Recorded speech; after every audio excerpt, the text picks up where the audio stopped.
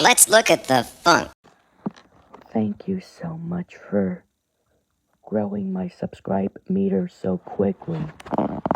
Anyways, ever since we're only almost at 200 subscribers, I can show you a tutorial on how to fix the hammer pad for Mr. Hammer to give you a relative thing.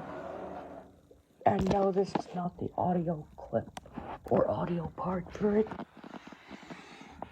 So these down here are the hammer wires that go to it, the main board. And this also connects to the main board.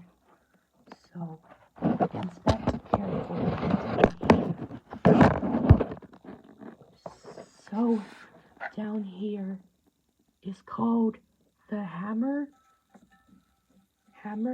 mallet release. So this is called the lock release right here. So whenever you pull it, that means that the hammer will be ready for you to hit it.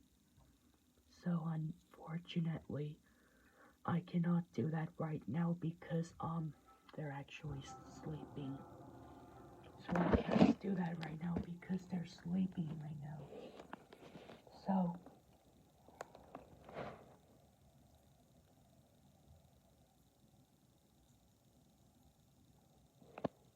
anyways, when a player hits this mallet, it'll still go up and down. Like if it hits it, it'll go down, but if it starts, then it'll go up. So if you have trouble inspecting it, and if you cannot see it in the dark places, or if it's nighttime, or when your arcade is closed, just use a flashlight on your phone to brighten it up better, or your device flashlight. So these right here are called the main board wires for the hammer pad. So I do not sure where it goes, so check the community tab on my channel to inspect the main board and see where it goes after it was done fixing it.